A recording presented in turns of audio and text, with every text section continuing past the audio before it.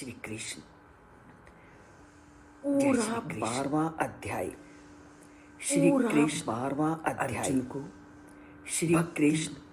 अर्जुन का उपदेश देते हैं। भक्ति उपदेश कैसा होना चाहिए? श्री कृष्ण कैसा होना चाहिए? श्री कृष्ण को कहते हैं लगातार भक्त में अर्जुन को ईर्ष्या द्वेष इत्यादि की भावना नहीं होनी चाहिए। द्वेष वही मेरा प्रिय भक्त नहीं बनेगा चाहिए जो वही मेरा प्रिय भक्त बनेगा जो ऊपर सांसारिक दुर्गुणों से आज भी ऊपर उठ जाएगा। उन्हीं दुर्गुणों का आज भी वर्णन करते हुए वो उन्हीं दुर्गुणों का वर्णन करते हुए कहते हैं भक्त की मेरा का वर्णन करते हुए कहते हैं वही मेरा प्रिय भक्त जो समाज शत्रु मित्रेचा जो समाज मान अपमानयेचा तथा मान अपमानयो सुख दुखेषु समः उष्ण सुख दुखेषु समः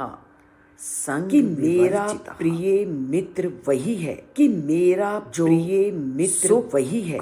दुख जो लाभ सुख हानि दो शत्रु लाभ इत्यादि हानि में समानता का इत्यादि सब में समानता का वो क्या कहते हैं रखता है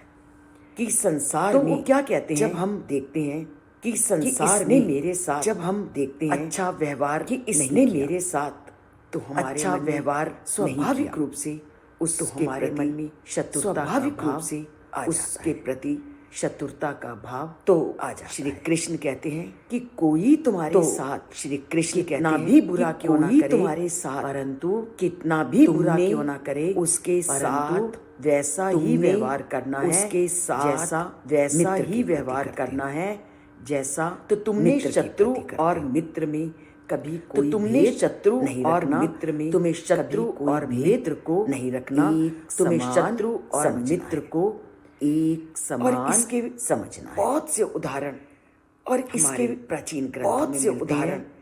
कि हमारे प्राचीन ग्रंथों में हमारे देश में कि लोग कितने जिन्होंने हमारे देश में लोग हुए हैं जिन्होंने समझा शत्रु और मित्र को शायद एक जैसा आपने ये कथा सुनी भी हो और शायद भक्त प्रहलाद की आपने ये कथा सुनी भी हो। प्रहलाद का एक पुत्र था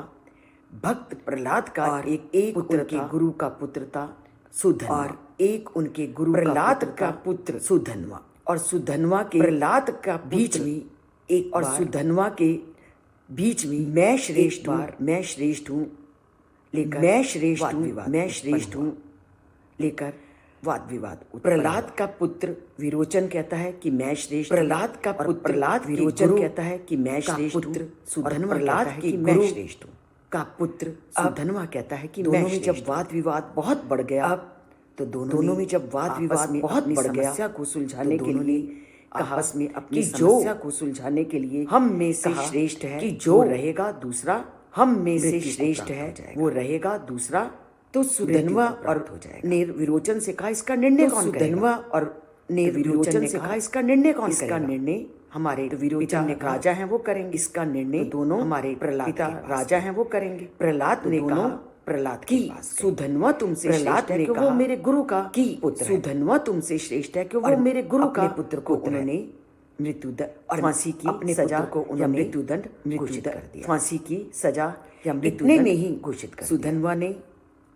इतने में ही राजा प्रहलाद को कहा कि आप श्रेष्ठ हैं को कहा या मैं श्रेष्ठ हूँ कि आप श्रेष्ठ हैं प्रहलाद या मैं श्रेष्ठ हूँ कि तो आप श्रेष्ठ हैं क्योंकि आप मेरे गुरु के आप श्रेष्ठ हैं क्योंकि आप मेरे गुरु ने प्रहलाद को कहा तो अगर मैं आपसे श्रेष्ठ हूँ प्रहलाद को कहा को तो अगर मैं आपसे श्रेष्ठ हूँ तो आपको तो उन्होंने कहा आदेश तो कहना उन्होंने कहा कि आप का आदेश तो को उन्होंने कहा कर दो उसको फांसी की सजा को मुक्त कर दो फांसी की सजा मत दीजिए। जैसे फांसी की सजा का आदेश दिया था उसके जैसे फांसी की सजा का आदेश दिया था तो ऐसे थे न्याय प्रिय हमारे ऐसे थे राजा न्याय प्रिय हमारे देश के राजा और मित्रता सब के साथ भेद शत्रु और मित्रता और प्रहलाद की इस बात पे नहीं रखते खुश होकर और प्रहलाद की इस बात फूलों की वर्षा खुश होकर देवताओं ने वही फूलों की वर्षा जो न्याय का की साथ देता है, वही राजा श्रेष्ठ है जो न्याय का में कभी साथ देता है नहीं, वो अपने और पराये में। तो यही श्री कृष्ण कहते हैं कि कितने भी विकट परिस्थिति आ जाए हैं, आप कितने भी विकट परिस्थिति आ जाए ना है, आप चाहे कोई आपका पराया है अपना है, चाहे कोई आपका पराया है, आपने उसके साथ, उसके बाद वो कहते हैं शीत उष्ण, उसके बाद वो कहते हैं ठंड हो, शीत उष्ण, गर्मी हो, तुमने चाहे ठंड हो चाहे गर्मी हो, एक समान दोनों दृष्टि से ऋतुओं को एक उसी प्रकार सुख दुखेशु देखना है, चाहे तुम्हें सुख मिले सुख दुखेशु दुख मिले, चाहे तुम्हें सुख मिले समान दृष्टि से, चाहे दुख मिले और उसको भी समान दृष्टि से। जब हम संसार में रहते हैं तो मान और जब हम संसार में रहते हैं करते हैं तो मान और अपमानों को प्राप्त करते हैं। तो मान और अपमान आप उन दोनों के प्रति जब आपको मिले समानता का, आप उन दोनों के प्रति भी अपमान मिलने पर व्यवहार व्यक्ति के मन में अपमान मिलने पर व्यक्ति के मन होते हैं अनेक विरोधी भावों पर भाव अंकुश लगाना ही, और उन विरोधी भावों पर व्यक्ति का कर्तव्य लगाना ही, और जो व्यक्ति इन व्यक्ति का कर्तव्य है लगाने और जो व्यक्ति है इन वही मेरा अंकुश लगाने में समर्थ होता है, वही मेरा। तो अगर बनना है उस परमात्मा का प्रिय, तो अगर बनना है तो उस परमात्मा का प्रिय भक्त, शीत उष्ण सुख दुख मान अपमान उष्ण और मित्र शत्रु मान अपमान और समानता का व्यवहार रखना है, तभी हम का उस परम व्यवहार रखना है, तभी हम बनेंगे उस परम पिता परमात्मा के प्रिय। सब बातों को जानने के लिए और इन प्रिय मित्र बनने को जानने के लिए, उनके प्रिय मित्र बनने के लिए को समझना